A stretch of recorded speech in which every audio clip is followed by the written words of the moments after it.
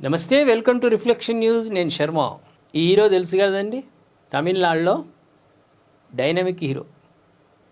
సినిమాల్లో ఫైట్లు అద్భుతంగా ఉంటాయి, డైలాగులు స్క్రిప్ట్ ఉంటుంది కాబట్టి స్క్రిప్ట్ ఆధారంగా డైలాగులు వేస్తుంటారు. గతంలో మీకు ఒక్క చిన్నగా చెప్తాను. తమిళనాడులో ఓ హీరో ఇంట్లో దొంగలు పడ్డారు. దొంగలు చూసి వాడు భయపడ్డాడు. హీరో ఏం చేయలేక పోలీసు వాళ్ళకి ఫోన్ చేశాడు. అప్పటికే అన్ని చదువుకొని పోయారు. అప్పుడు ప్రజలు అనుకున్నారట, మరి సినిమాలో 20 మందిని 30 మందిని కొడతావు కదా, మరి దొంగని ఎందుకు పట్టుకోలేదంటే గదే ఉంటుంది. తెర మీద ఒకటి, తెరసాటుకు ఒకటి. వీళ్ళ వ్యవహారాలు అట్లుంటాయి. పాపం ఈయన రాజకీయం ఏదో ఉంటుంది, ప్రజాసేవ చేయాలి అనుకున్న వాళ్ళకి ఇది ఒక ప్లాట్ఫామ్. ఎట్లయినా ప్రజాసేవ చేయొచ్చు. ప్రజాసేవ చేయాలనుకున్నాడు పదవులు లేకున్నా ప్రజాసేవ చేయొచ్చు. కానీ ఏదో ఉంటుంది పాపం. ఇక్కడనేమో 100 కోట్లు. రాజకీయంలో ప్రధాని, ముఖ్యమంత్రి, మినిస్టర్ అయితే ఇక అవి చెప్పరాదు. ఇక 5 తరాలు 6 తరాలు 7 తరాలు కాలు మీద కాలు వేసుకొని ఏసీ రూమ్లో హాయిగా కూర్చొని బతకొచ్చు. తర్వాత తరముళ్ళు ఇట్లా తయారవుతారు వాళ్ళు. ఒకసారి విజయ్ గురించి మనం మాట్లాడదాం. మొన్ననే మన రిఫ్లెక్షన్ దాంట్లోనే మాట్లాడుకున్నాం. ఇంట గెలిచి రచ్చ గెలుచు అన్న సామెతకు పూర్తి అర్థంగా ఈయన జీవితం ఉన్నది. భార్య విడాకులు కోరింది.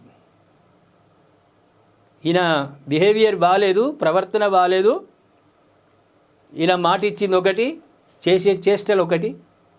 ఓ హీరోయిన్ తోటి తిరుగుతున్నాడు, చేస్తున్నాడు, వద్దన్నా వింటలేడు అని ఆమె విడాకులకు అప్లై చేసుకుంది. ఇదే సమయంలో ఇది పోయిందా?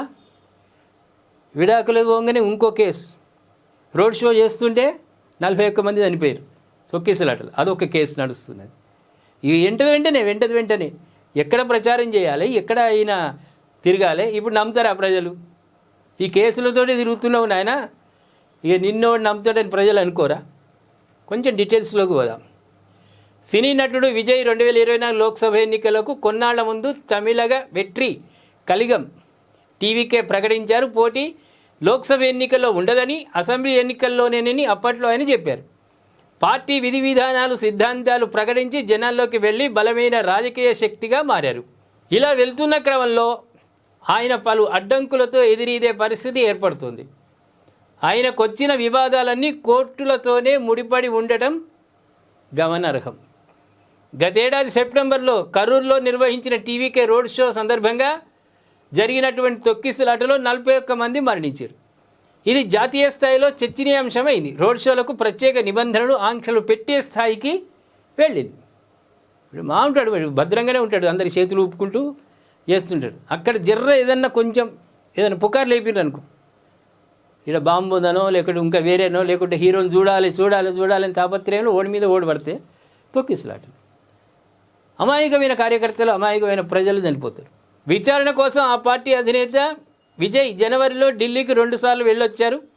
సభ నిర్వహణ లోపాలపై సిబిఐ ప్రశ్నలు సంధిస్తుండగా ప్రభుత్వ లోపాలే ఉన్నాయని విజయ్ ఆరోపిస్తున్నారు. ఈ ఏడాది పొంగల్కు విడుదల కావాల్సిన విజయ్ చిత్రం జననాయకన్ న్యాయపరమైన చిక్కులతో ఆగిపోయింది. ఇలా సినీ స్టార్లకు ఒకటి అలవాటు. ఇది ఎన్నికలకు ముందు ఒక సినిమా విడుదల చేయాలి. ఆ సినిమాలో చూసి అబ్బా హీరో ఏం ప్రజాసేవ అనుకుని ఒట్టు గుద్దాలి. ఆ కాలం పోయింది విజయ్. అది ఎన్టీ రామారావు, ఎంజి రామచంద్రం, జయలలిత, కరుణానిధి వాళ్ళతోటి క్లోజ్. సినీ హీరో సినిమాలను నటించంగానే ఏదో పెద్ద దయార్థ హృదయంలాగా ప్రజాసేవ, గొప్ప సేవ చేస్తున్న అన్ని సినిమాలలో ఎవడు బిల్డపిచ్చినా ఓట్ల రూపంలో మాత్రం పడవు. బహిరంగ సభలో పెద్ద నాయకులే బహిరంగ సభలకు 3,000 2,000 ఇచ్చుకుంటూ తోలుకొచ్చి చూసినావు, మా సభకు లక్షలాది మంది వచ్చిర్రు, ఇక మేమే గెలుపంటారు. అక్కడికి వచ్చిన వాడల్లా ఓటు వేయరు మీకు. డిపాజిట్ గల్లంతైన నాయకులు కూడా ఉన్నారు. లక్షల మంది సభకు వచ్చి డిపాజిట్ గల్లంతైన నాయకులు కూడా ఉన్నారు. హీరోలను అంత తొందరగా నమ్మరు.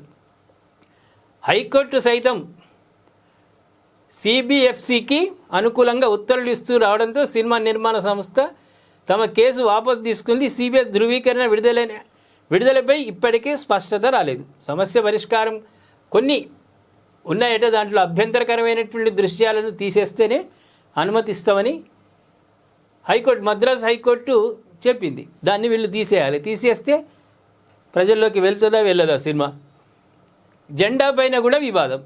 విజయ్ ఆవిష్కరించిన పార్టీ జెండా తమ పతాకాన్ని పోలి ఉందని, ఆ ఉల్లంఘనపై తమకు న్యాయం చేయాలని చెన్నైకి చెందిన ఓ సంఘం మద్రాస్ హైకోర్టును ఆశ్రయించింది. విచారణ అనంతరం గతేడాది ఆగస్టులో టీవీకే ఆ జెండాను వాడొచ్చని ఉత్తర్వులు ఇస్తూ కేసును సింగిల్ జడ్జి ధర్మాసనం కొట్టేసింది. ఆ సంఘం తిరిగి అప్పీల్ చేసుకోవడంతో విచారణ కొనసాగుతోంది.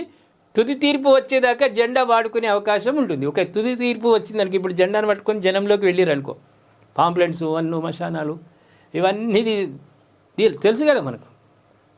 ఎలక్షన్లు అంటే ఎట్లుంటుంది. వాడు ఎన్నడూ జనం చూస్తే వంగనోడు వంగి వంగి దండాలు పెడుతుంటాడు. అమ్మ కొట్టేయండి నాకు. చిన్నపిల్లలు కనిపిస్తే ఎత్తుకుంటారు. మిర్చీల బండం దగ్గరికి పోయి 4 మిర్చీలు వేస్తాడు. బిల్డపులు. ఛాయ్ పెట్టిన దగ్గర పోయి ఛాయ్ పార్టీ పట్టుకొని ఇప్పుడు జెండాను పట్టుకొని తిరుగుతున్నాడు. ఒకవేళ కోర్టు ఇది చెల్లదు అని అనుకో, మళ్ళీ గోవిందా, మళ్ళీ మొదటికి వస్తుంది. మళ్ళీ పబ్లిక్లోకి పోవాలి కదా, పబ్లిక్ తెలవాలి కదా. ఆ గుర్తుకే వేసిర్రు అనుకో, వేరేవాడు గెలుస్తాడు. తాజాగా మరో వివాదం విజయ్ మెడకు చుట్టుకుంది. కొన్నాళ్ల కిందట భాజపా రాష్ట్ర అధ్యక్షుడు నయనార్ నాగేంద్రన్ కీలక వ్యాఖ్యలు చేశారు. త్రిష ఇంటి నుంచి విజయ్ బయటకు రావాలి. నాకు తెలుసు పేరు, అయినా పాపం అమ్మాయి సినిమాలలో చూస్తుంటాం కదా, చాలా గొప్పగా తెలుగింటి అమ్మాయి, తమిళనాడు అమ్మాయిగా మన రాష్ట్రంలో మన తెలుగు సినిమాలో నటిస్తే తెలుగింటి అమ్మాయి లాగుంటుంది, తమిళంలో నటిస్తే వాళ్ళ అమ్మాయి లాగుంటుంది, కన్నడంలో నటిస్తే కన్నడ అమ్మాయి లాగుంటుంది. కాబట్టి ఆమె పేరు తీయలే, కానీ తీయాల్సి వచ్చింది, తప్పదు ఇక పాపం. మళ్ళీ అనను వ్యాఖ్యానించడం వివాదాలకు తావిచ్చింది. ఆ తర్వాత ఆమె కూడా తీవ్రంగా ఖండించిందట హీరోయిన్.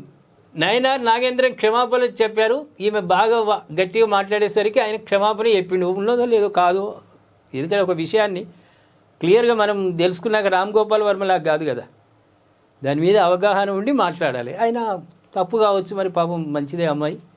విజయ్ ఇంట్లో లేడేమో అనుకొని ఆయన క్షమాపణ చెప్పిండి, అయిపోయింది. ఇప్పుడు ఏమైంది, గతేడాది డిసెంబర్లో ఆమె చెంగల్పట్టు కుటుంబ కోర్టులో విడాకులు పిటిషన్ దాఖలు చేశారు. ఎవరు చేసిర్రు?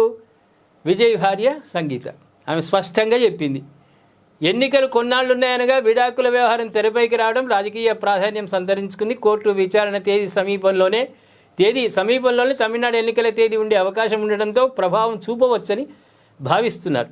సంగీత ఎలా ఉండేవారు? సినీ రంగంలో విజయ్ తనకంటూ ప్రత్యేకత సాధించుకున్నాక భార్యగా సంగీత మాత్రం ప్రచారానికి దూరంగా ఉంటూ వస్తున్నారు.